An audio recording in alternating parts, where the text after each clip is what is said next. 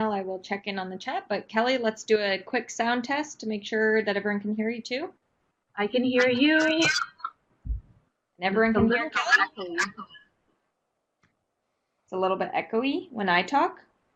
When I talk, maybe I'll just turn this down a little bit. Can you still hear me? Yeah. Okay, perfect. I'll just keep this a little bit lower. All right. So welcome everybody. My name is Alicia Ferguson.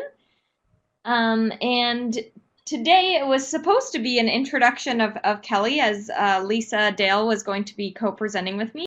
However, she does want to announce that she is currently actually expecting a baby in early January, so she was unable to join us today. But we're excited to announce that Kelly is going to be co-chairing with me until the upcoming spring conference.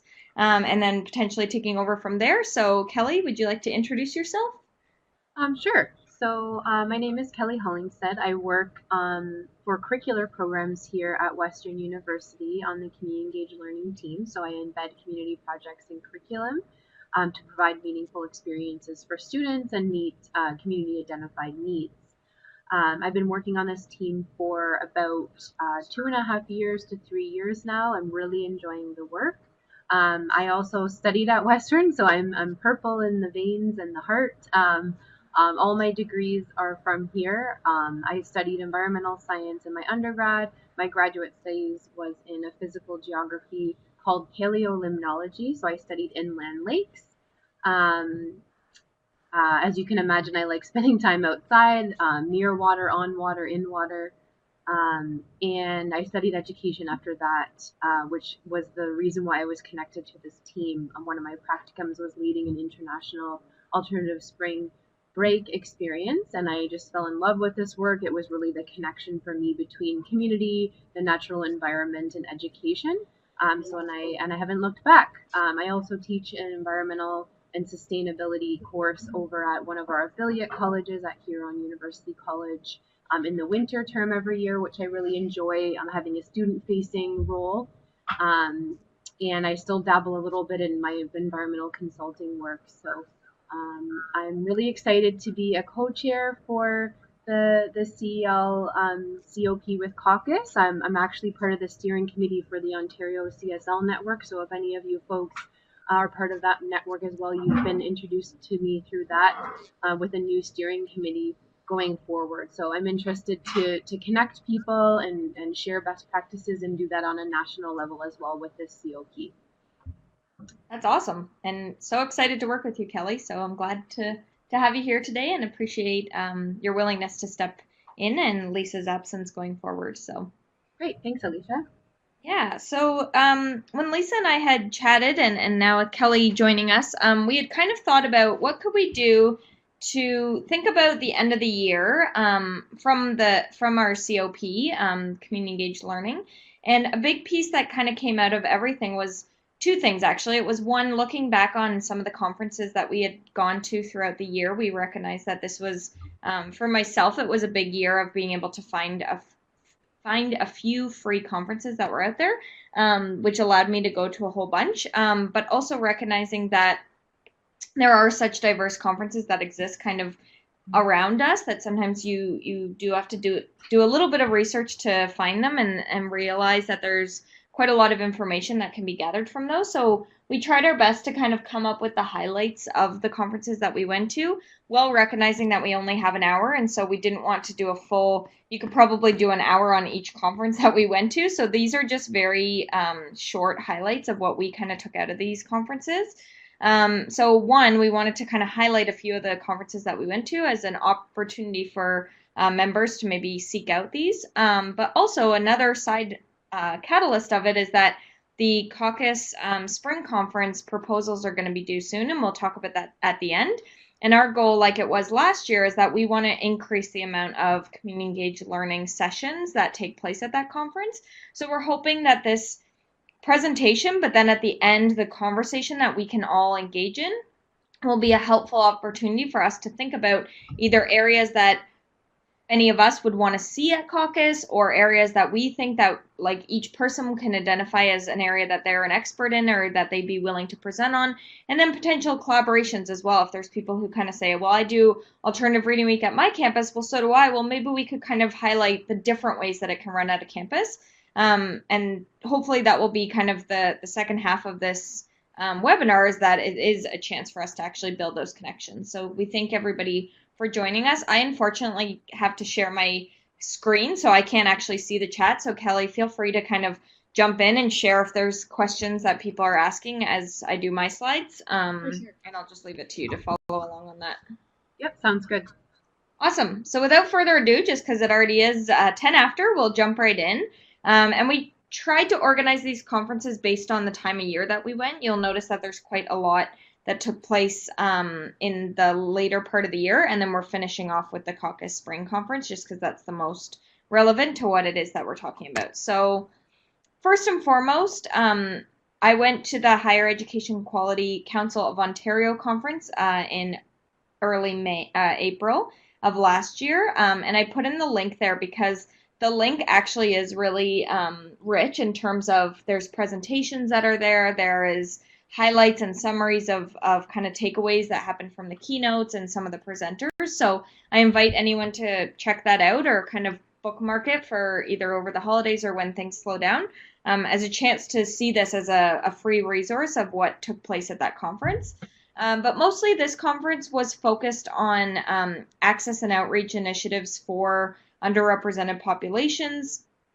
And so HEQCO had done quite a bit of research and were able to present some of their findings from that research at this conference, but also invited many prominent members from both the community and post-secondaries to talk at the conference about the programs that already exist or the research and how it's impacting those programs. So the highlights that I had is that both U of T Scarborough campus, as well as I think it was Guelph, and Western, all highlighted some of their bridging programs that they have for K to 12 and then through to post-secondary, and some of the tri-mentorship models that they had, or mentorship models that they had, which have been really beneficial to us as we were trying to build a bridging program and more access and outreach programs here. So that information was really relevant and very interesting from multiple campuses and how they're trying to do this work as a way to access and outreach to the community. Another thing that I really liked that was a highlight for me was they had a student pitch competition where basically student groups were invited to partake in a pre-conference where they came together and had to come up with a solution to a problem that they foresaw impacting students in post-secondary. And then the top 5 groups got to actually come to the HEQCO conference and present. And it was really interesting. I think hearing these students and their passion for kind of identifying an issue that they saw within their peer group or within their campus, or access to information or access to food, or just different issues that they saw on their own campus, and then the innovation that they had in terms of how to fix those issues was really inspiring. And I thought it was a really neat thing that any campus could probably do as a side kind of like hackathon style or pitch competition to get students used to presenting in front of a panel, getting them to kind of be innovative and do some research before presenting. So overall, I thought that was really rich. And then I just wanted to highlight that HEQCO does do quite a lot of research because of the fact that they are connected with the government. There is some high profile topics that they like to research. So I invite you to check them out. I had never heard of them, to be honest with you, before this conference. I know that could be kind of an error on my own part, but going to this conference, and I was able to go as a student, as I am studying in my master's, so it was a little bit cheaper for me. But it was a really, really rich conference. So I've kind of looked to HEQCO a few times now to review the information that they have, because I find that they do put a lot of work into their research and are always interested in new topics. So you can reach out to them and kind of ask, do you have plans to research this, or is there a way you could research this? And they'll look into it. So I thought that was really interesting. The next conference that I went to was in October, and this was the Youth Research and Evaluation Exchange. So this was for either youth themselves or community organizations or education who work directly with youth. To be honest, I was actually offered to co-present with one of the community partners that we work with here at the University of Toronto, Mississauga. And so I kind of jumped to it. I said, I don't really know a lot about this conference, but I'm more than happy to join. And this poster here is linked to their website, and again, offer and invite people to kind of check it out. I've just pulled it up there for everybody, that you can actually download that poster. You can look through kind of the key findings that took place that day, some of the research that happened to get them to that poster, as well as some information from that conference. And again, it was something that I didn't know about. I never heard of this kind of YouthREX evaluation exchange, and so it was really interesting to be able to sit at tables during lunches and round tables to actually talk about youth who were leading some not-for-profits or organizations that they were really passionate about, topics they were really passionate about, which was really inspiring, but also to hear about all the organizations and what they were doing. Because I think a lot of the work that we do at post-secondary, it's kind of working with youth in a different capacity or working with students in a different capacity. And so it was really nice to hear about the groundbreaking kind of initiatives that they were taking on. One of the things that I took out of it, and it kind of came out in another conference as well, was sometimes when the impact of research on the community, and how it cannot always be that good. So one of the presenters that was in the room that we presented in had shared about how there's actually some new groups that have formed in the Jane and Finch communities because of the fact that that area has been so highly researched, and that it's actually just not doing any good. It's just researching, but not actually putting any more funds or grants or initiatives in those communities. So they're really advocating on behalf of it's okay to do research on different communities in order to make change, but the change piece has to be a key part of the next step. So I thought that was really interesting, and I really enjoyed kind of challenging my own perceptions of research. As I get more interest in research or want to find more research, how much that can also impact our community and what we're asking for, which I really liked. And then based on the timing of it being October 25th, for anyone in Ontario, we did have a provincial election this year. So there was a lot of discussion at this conference in particular about funding and budget cuts and policy changes and how that was really going to impact these youth-led initiatives, especially in the advocacy that was trying to happen at kind of higher levels, but also that there seemed to be a little bit of burnout in terms of we're trying so hard to do these things, and just like that they got cut or they are being restructured or they're being put into one thing. So I thought that was really interesting and gave me a little bit of a reminder at the post-secondary level of ways that we can partner with these youth groups. And it may not mean that we have additional funding, and for some people maybe it does, but ways that we can work together to help support them in this time of change and having some policies or some funding that we don't know where it's going to come from. It did give me some validation of knowing that if we keep doing the work together, then maybe we can help overcome that burnout and make sure that others are feeling supported, or kind of taking that load off of each other when one person is kind of saying, this is a lot. Is there other ways that we can partner to help each other out? I will turn it over to Kelly now. Great, thank you. I was just unmuting my microphone here. So I was fortunate to attend the Learning Outcomes and Experiential Learning Conference this past October over Fall Reading Week in Toronto. Actually, me and a few of my colleagues submitted proposals to present, and we were all accepted, so we were very excited. We weren't expecting that. We thought maybe one or two would stick, but they all did. So we took a little road trip on the train over to Toronto and presented our work. So I actually had two presentations.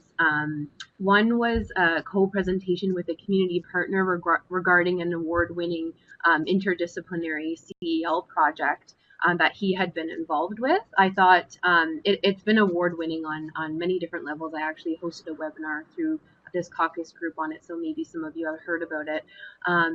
but I just thought this needs to be shared widely because it was just so amazing how many awards just for innovation, and the students won awards and they presented it nationally, and it was just fantastic. So I was really happy that the community partner was willing to attend with me and to speak on his behalf. So, and actually after the conference, we had different audience members come up to us and say that it had to be shared wider, and that's actually why I hosted that webinar and shared through this organization, just to keep that momentum going, and just to talk about how award winning these projects can be, because our students really put a lot of work and our community partners do as well.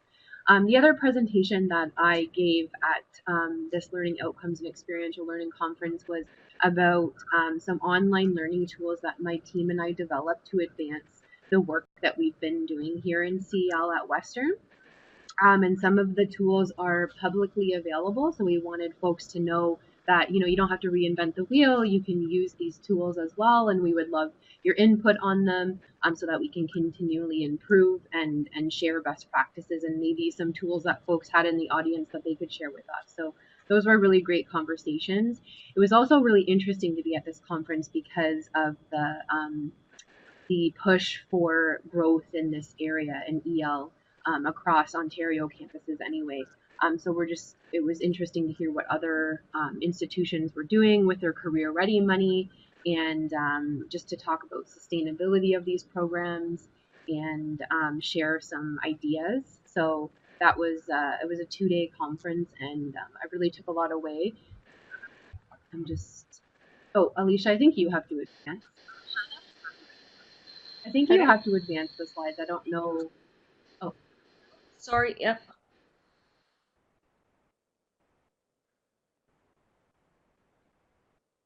thank you. So there was a couple tools that Lisa and I decided to share with you folks. Actually, Lisa decided, and I'm delivering it here today. But I also found these tools really useful. So the first is the pair model, and it was funny because after Dr. Nora McRae at Waterloo shared this model, it was a session that everyone attended. There was no other sessions at that time, and after she shared this model, then that was kind of the buzz for the rest of the day. So we thought for sure that we should share this today. So it's really about components that can help measure whether an EL experience is of high quality. So these are the four components. So the P stands for pedagogy. So really tying the curriculum for academic learning and the workplace learning together. The experience, the assessment, so having assessment tied to the experience, and of course the reflection component. And then I won't read all these to you, but just showing that in order to have a high quality EL experience, you need all four of these components, and they need to be meaningful in the experience. I don't think I can advance. Thanks. The next model I wanted to share with you from this Learning Outcomes and Experiential Learning Conference is actually an extension of Borton's model from 1970. So most of you are probably familiar with the what, so what, now what. And if you just want to advance there, um, this four R's model kind of expanded that what, so what, now what model into 4 stages, which I think are a little bit more clear for students. So the 4 R's here are reporting, relating, reasoning, and reconstructing. And then you see the next column are questions that can help prompt the students for that stage of the reflection component. So for reporting, that's similar to the what component. So reporting what happened or what the issue or incident was involved, why is it relevant, and then the relating section, relating or making a connection between the incident or issue and your own skills, your professional experience or disciplinary knowledge. So kind of relating it to what you already know. And then the reasoning being highlighting in detail significant factors underlying the issue, explaining and showing why they are important to an understanding or an issue, refer to relevant theory or literature to support your reasoning, considering different perspectives. So all the things that we talk to students about relating to reflection, but really laying it out into stages so that it's more scaffolded for the students in order to get to that kind of transformative learning. And then the reconstructing is reframing or reconstructing future practice or professional understanding. So how is this going to change your perception, or how are these experiences going to inform your future? So yeah, this model was really interesting. A lot of folks that came back from my team to share at our next team meeting, we had to share a highlight. A lot of folks wanted to share this model, so I thought it would be interesting to share with you today. If you just want to advance there.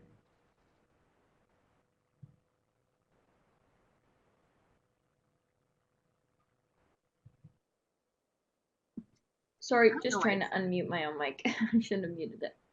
Oh, no worries. All right, great. That was awesome. So the next conference that I went to was with the University of Guelph, actually, who hosted it. And it was the Community Engaged Scholarship Institute. So it was a one-day opportunity for both community and university to come out to talk about unconventional ways that we can collaborate together. This conference was really nice in terms of it was very small and intimate. So it allowed us to really work with the community quite closely and to allow those post-secondaries who were able to come to have good conversations. And so from this, one of my highlights was also just thinking about it now is even being able to host these smaller space opportunities for community organizations to come out and have their voice heard, have core kind of members of universities at different levels and in different units to be able to talk just on an interesting topic such as unconventional or emergent approaches. It just allowed those who presented to be able to share something that they're thinking about or that they're developing. And so that first highlight there was that the University of Toronto was looking at some research to highlight ways that in the feedback and the reflection can be based on the community partners' needs, and that students and faculty were kind of participating in that same model. So that's going to be really interesting in terms of them rolling that out. They kind of shared with us what their initial feedback form is looking like, and getting feedback from both the community and other institutions on that was really interesting, and I'm looking forward to seeing kind of what they end up rolling out and then how it's received, what sort of feedback they do get, and if the community partner is able to benefit from kind of having their needs highlighted in the feedback and reflection, because we do find that at post-secondaries it often is either the faculty or the students or kind of the university's needs met. So I really appreciate that in terms of kind of an unconventional approach.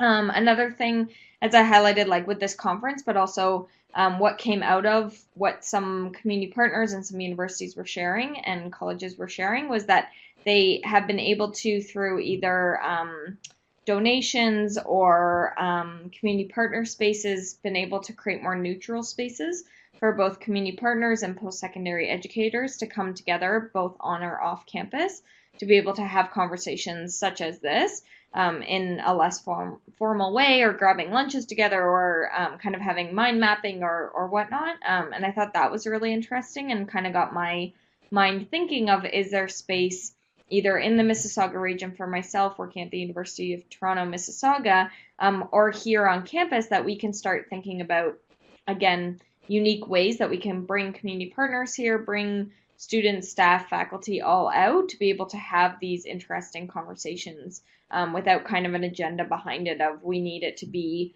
aiming towards this, but could it just be spaces where people can kind of hang out, get to know each other, hear about the work that's being done on both sides, and ultimately knowing this will lead to probably innovation, opportunity, collaborations, partnerships, etc. And then again, as I highlighted in the other one, in the last slide for the YouthREX, was that one of the takeaways was, again, people sharing how much research should be around communities' needs and wants, but often it is around expectations for research and wanting something out of kind of the community and that feedback, and that there should be more guidelines about the needs and the wants of the community before kind of moving forward with research and just kind of maybe doing more damage through that research or not telling an accurate tale.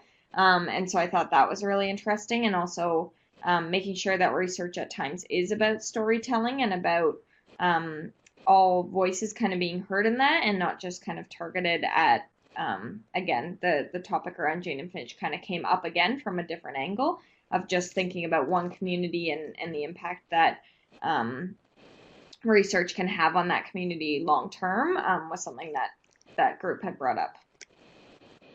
And then most recently, I was able to attend the Leadership Educators Institute, which took place just a couple weeks ago. It was hosted by the North American Student Practitioners Association, I think is what NASPA stands for, and ACPA. And this is a really great conference. There's not a lot of Canadians there, but I do find that the American schools, because of the fact that it is kind of more of an institute style for leadership educators, it does bring out quite a rich level of presenters and resources that people are willing to share.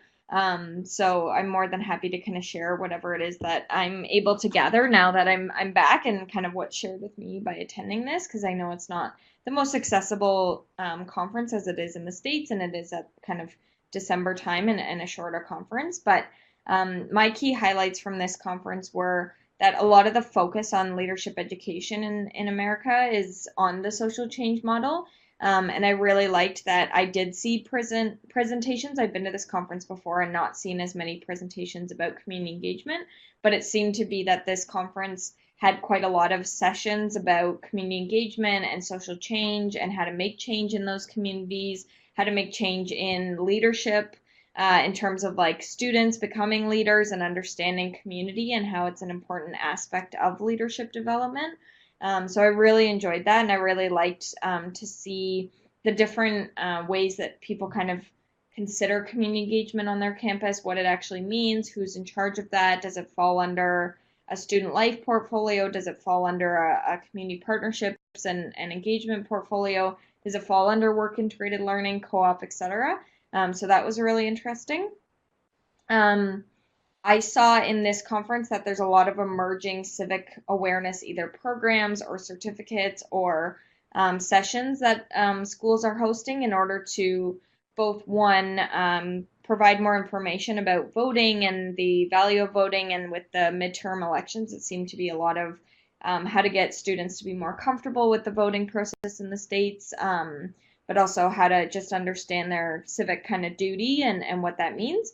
But it was really nice to see that they also had some more rich programs in terms of civic awareness being around financial literacy and property ownership, and how to understand the issues that may take place in your community, and how do you have a voice, how do you write to your mayor, or kind of from an American context, different people in order to represent your voice at those different levels.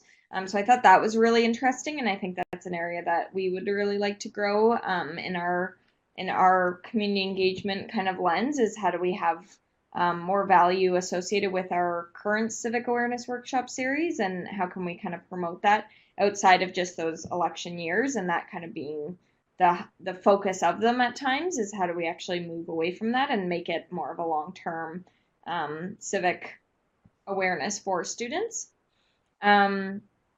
I also saw in a few of the presentations around collaboration between students and the community, and that seemed to be the theme of all those conferences that I had previously gone to, was that it shouldn't be about one group's needs over another, and making sure that it's very much a reciprocal relationship. But it just seemed to be that they were sharing a lot of really unique ways of doing this, which is really insightful and inspiring to know that it's kind of happening at this international level, that people are taking reciprocity very seriously in terms of who's it benefiting, why, who's doing the work, why, who has access to the information, why, and how do students, community both work together in order to make change in their communities. And it's not just about students or community benefiting from one or the other, but it is about collaboration. And then I was lucky to be able to present at this conference with a colleague from Laurier, Wilfrid Laurier University, who we both shared our kind of American perspective, or sorry, Canadian perspective to the Americans, and some Canadians in the audience, about work integrated learning and the connection to community engagement. And that seemed to be kind of an emerging topic that definitely resonated with a few of the American schools, as here in Ontario, we've kind of been made aware of work integrated learning and experiential learning and how it may or may not impact kind of policy changes at our institutions.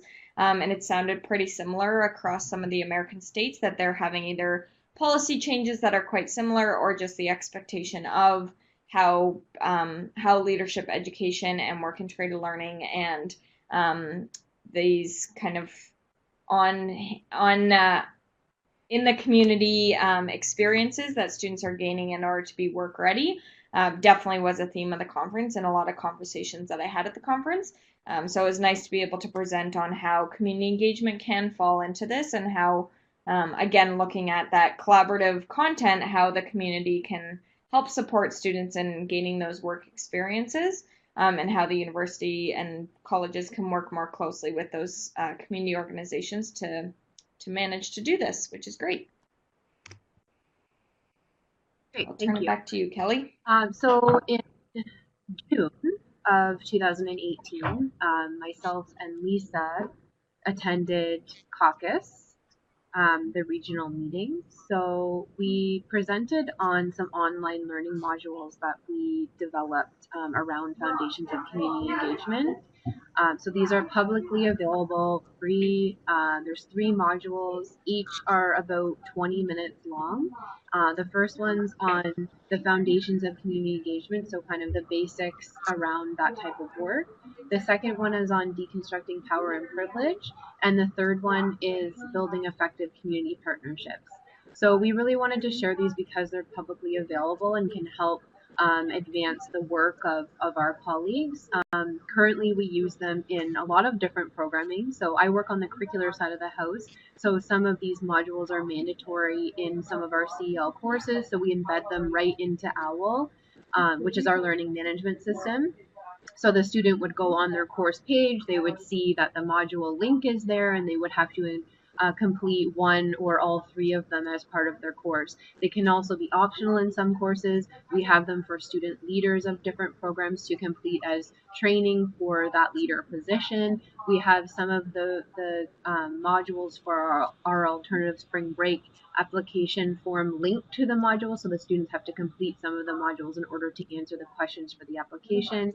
These are just examples of some of the ways that we've used the modules, and we wanted to share that with folks and also hear back from the audience to see other uses that they think they could use them for, tools that they use for these particular purposes, and also feedback, whether they're user friendly, are they outdated, things like that. So we found that really helpful just to hear feedback from the audience as well, and the audience really enjoyed being able to use the modules as well. And we've had some follow up from it since then. UBC actually connected with me after the conference to talk a little bit more about the modules, and since then I've been communicating with their whole team. We schedule telephone meetings. I actually Skyped in one of my colleagues out at UBC for a panel session that I ran for the Ontario CSL network last month, just because of this connection that I made at the conference. So it's been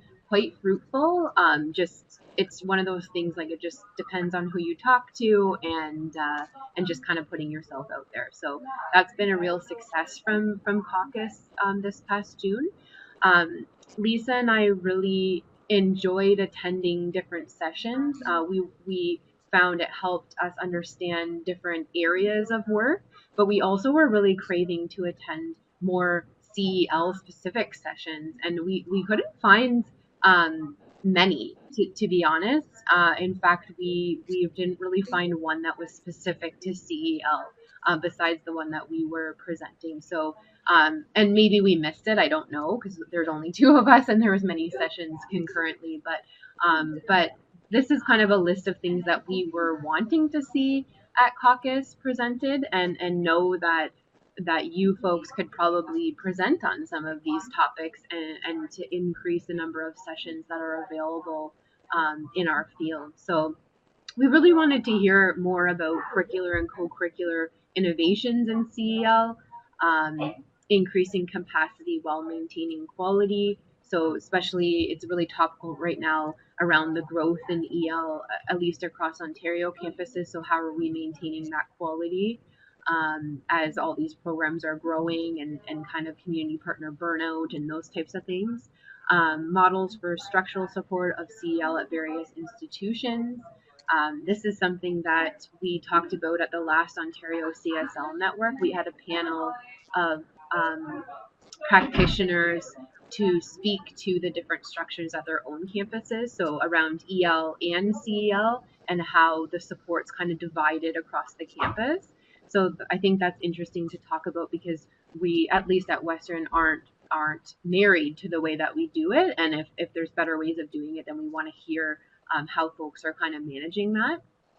The next point there is on reflection exercises and innovations. We always want to talk about reflection, right, being a mandatory component of our programming. So if anyone has innovations to share or models that work for them, we always want to hear about that.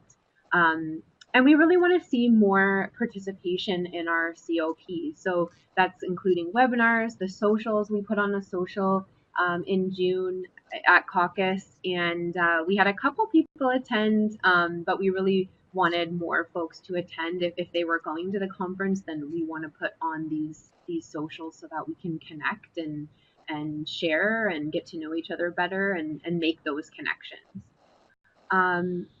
The second last point there is contact management with community partners. So this has also come up in a lot of the Ontario CSL network meetings, is how do we manage our contacts and outreach? And a lot of us are still using Excel spreadsheets, and it just doesn't seem right, being in 2018, that we're still using spreadsheets for this.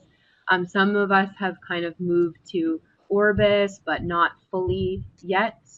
So I don't know what that will look like with outcome as institutions start moving that way, but just sharing how people are managing their contacts and outreach would be really useful.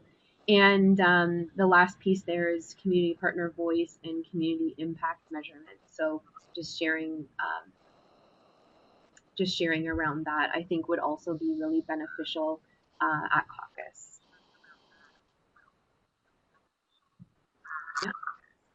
Yeah. Awesome. So with that, we wanted to highlight kind of what's coming up next. So CACUSS Spring Conference is taking place next June. I just realized that I don't have the date in front of me. I should have put that on here, but we can double check that. If anyone wants to comment what it is, that would be great. But the two things that we wanted to highlight is the call for reviewers closes this Friday. And the reason why we want to highlight that is that ultimately it is up to some of us in terms of what sessions we want to see at the conference, in order to be kind of reviewers and highlight those sessions as beneficial for being at CACUSS. So we invite those who maybe aren't as comfortable with either presenting or wanting to put in a proposal to maybe step outside your comfort zone and try reviewing, so that you can kind of see the sessions that you think would be really beneficial and have that community engagement voice in the reviewing pool, so that we can hopefully get some more sessions about community engagement at the conference, but also just in general kind of highlight the best sessions that we can at this conference. The call for proposals is due Friday, January 11th, but they do have an early bird contest that I was really excited to see, that if you submit your proposal by the 31st, then you can be entered to win a ticket for Air Canada, which could probably help with getting to the conference if your budget is as tight as everyone seems to be. So we invite you to do that as well. It's a nice time of year. Kelly and I were just chatting about how it is still busy, it seems to be, on campuses, so it's not as slow as maybe we're all used to in December. But hopefully through not just this webinar, but over wrapping up another semester at your institution, you can maybe start thinking about what are the things that you'd want to see at CACUSS, and then also turning it on yourself of what are the kind of things that you'd be comfortable with presenting or co-presenting at the conference, and maybe taking a few days during the break or a few days as soon as you get back to put that proposal together, and being able to highlight why this is kind of a relevant topic to both our COP, but also to other members of CACUSS as well. So With that, we wanted to turn it over to the chat, and I was actually going to try out Adobe to see if we can actually pull up a separate chat, but we basically wanted to allow all of us over the next kind of 10 minutes or so for people to share what are some of the topics that you would be interested in learning about at CACUSS. Are there some topics that Kelly and I shared in this presentation that you're saying, oh, that would be really cool to hear more about, or something along the lines of kind of reflection activities or partnership agreements, etc., and just kind of putting them out there. And then we'll go into what topics would you be comfortable with presenting, and people can kind of share, at my institution, I run an alternative reading week. Does anyone else? And others can kind of share, yeah, actually, that would be something that I'd be interested in too, so that we can have a bit of a discussion around is there opportunities for collaboration. So I'm going to attempt to do something with Adobe. We'll see how it goes. But feel free to start chatting. Never mind. That didn't do anything. So feel free to start chatting about what sort of topics you'd be interested in hearing about at CACUSS next year.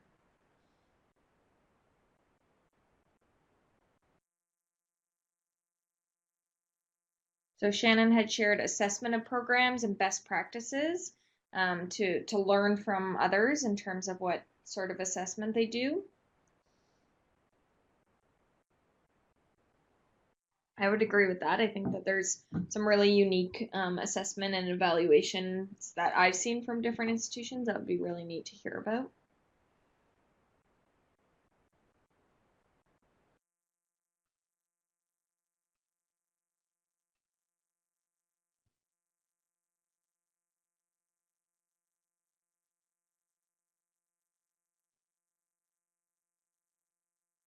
Okay, so you had left a position in leadership student engagement.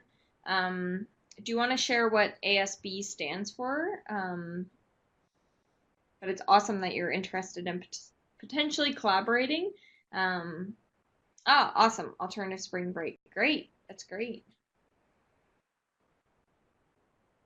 Yeah, and I know of a couple institutions who run different alternative spring breaks or alternative reading weeks, both globally or locally. And so there could be a lot of different presenters who could do different, it could even be a panel of different ways to run a spring break. Is it on campus? Is it off campus? Is it far? Is it close? Is it with one partner? Is it with multiple partners? I think there's a lot there.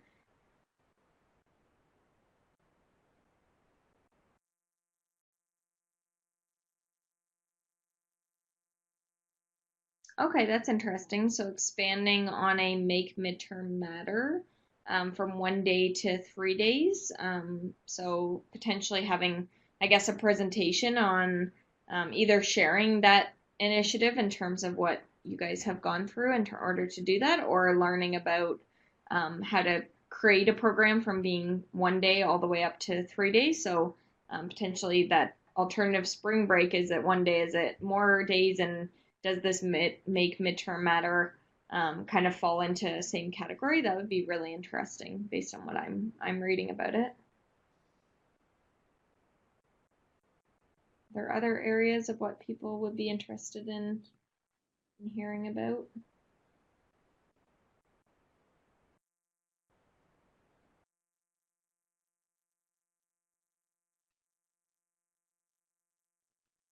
Try going to this slide again now that all our visuals are gone.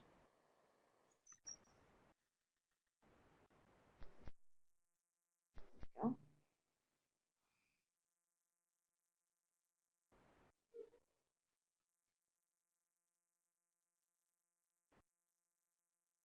right, Erin shared, I'm thinking a lot about student work on campus and how it can be work integrated learning.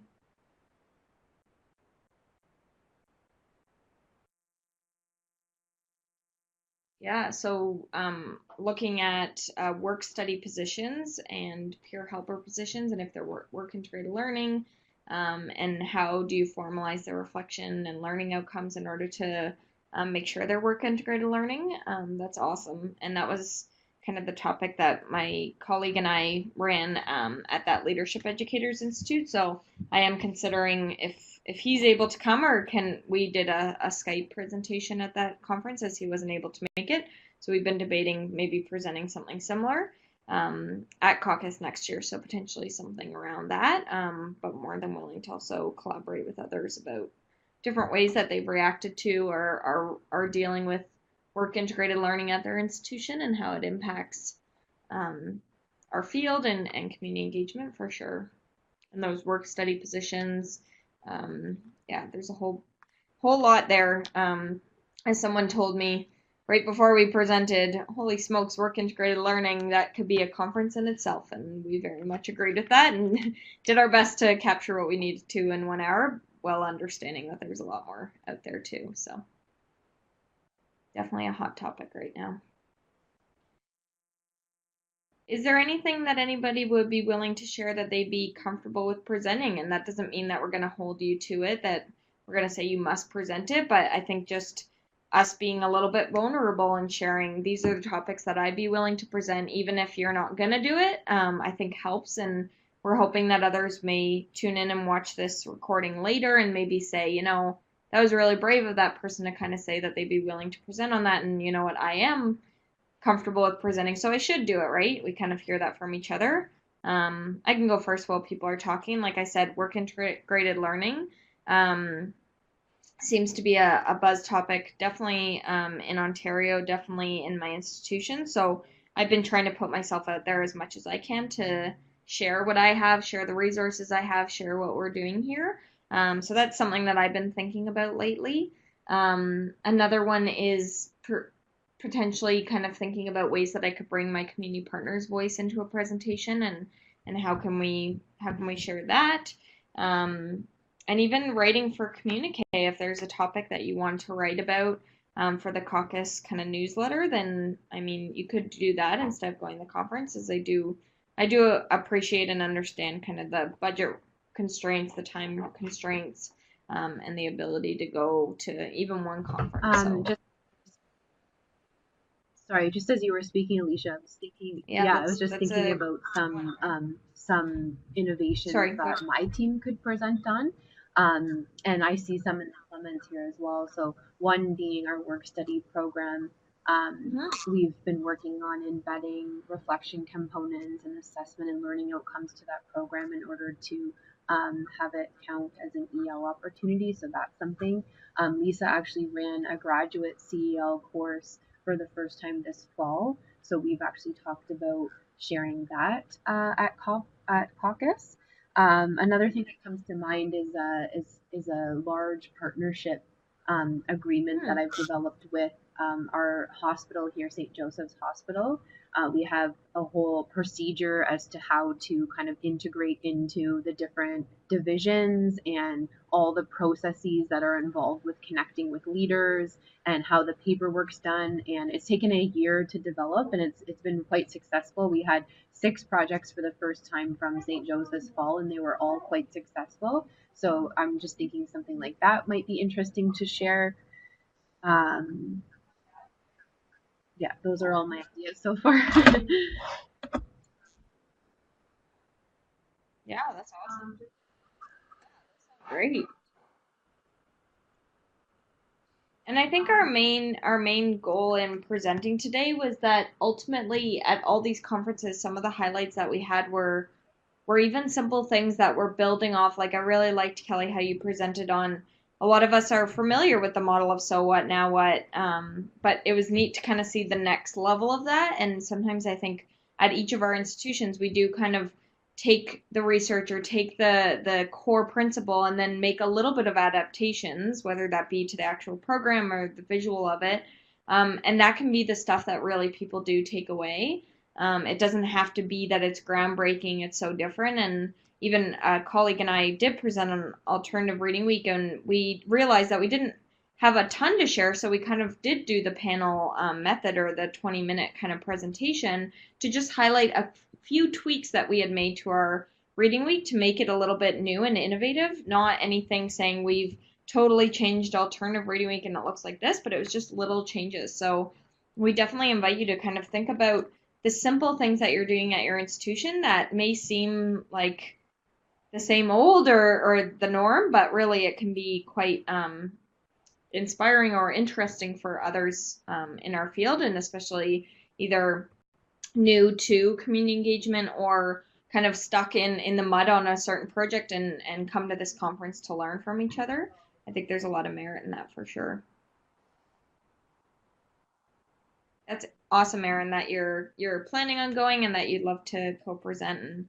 And we invite you to kind of definitely think about the topics that we've shared here. And are there certain people that you can tap on the shoulder, or in our Facebook group, we'll definitely share this presentation and some of the topics that have come up. So hopefully it'll inspire people to kind of build those connections, because that's kind of going to be the key part of the next couple weeks is putting that together. And the best part about putting in a proposal is if it doesn't go through, then is what it is, but at least you tried. And if it does go through, then you have lots of time before you're going to have to present. So no need to stress about the exact details of the Yeah, and just presentation. It's expanding just on that point, that's a good skeleton point, of what it is Alicia. that And you want to also, present if once you're if you there. don't know about funding, because I know that can be a little bit restrictive sometimes, but my advice would be to put the proposal in and worry about funding later. So even if you are accepted and you still don't have funding, then perhaps if you're co-presenting, then one of the people going could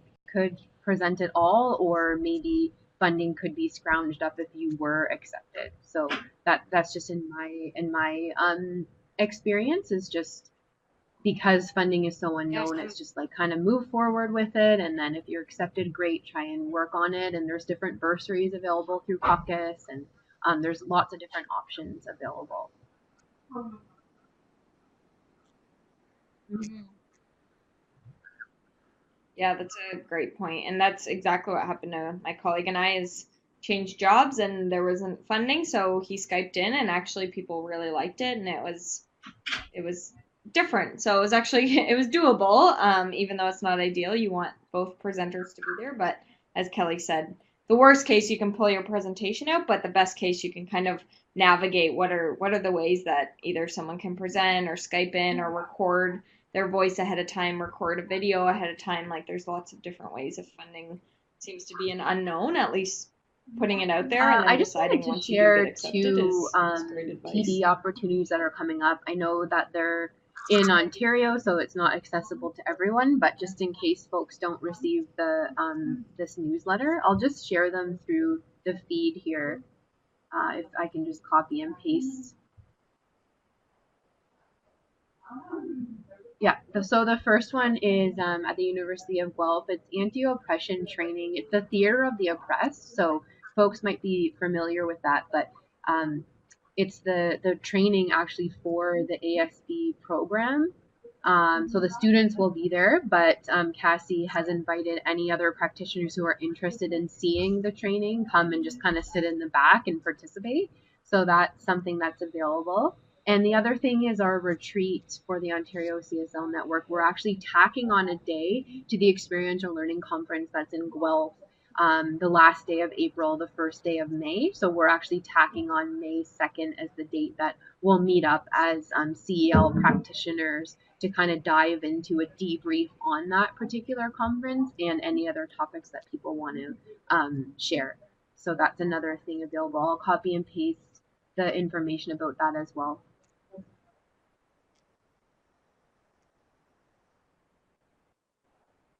That's awesome. Great. Well, I think with that, we will wrap up and say thank you everyone for attending today. We know it's a busy time of year. As we said, we thought it would be a little bit slower, and then kind of the day snuck up on us on the 11th, and we recognized that we weren't actually able to present that day. So we apologize for the change. But we were excited to be able to share with you just some of the learnings that we had this year, and really hope that it will help inspire or encourage or just allow us to realize that presentations are really interesting in community engagement, and there's so many hot topics that are kind of coming about based on policy change or just in terms of the work that's emerging kind of in our field and being innovative. So we invite you to think about the CACUSS Spring Conference. Hopefully, you'll be able to come, and we'll be sharing information leading up to that. As Kelly shared earlier, it's Sunday, June 16th to Wednesday, June 19th. So we'll be sharing information about our social that will happen, etc. But overall, we just want to thank you all for coming out again and hope that you have a very restful and relaxing holiday break. We look forward to connecting again in the new year. And I'll again give a shout out to Kelly for taking on being a co-chair. Really excited to have her as part of the team and looking forward Yeah, thanks so much, to seeing Alicia. I'm what we really can excited accomplish about next semester together, working or with next you year, I guess, and 2019. what we can accomplish together in 2019.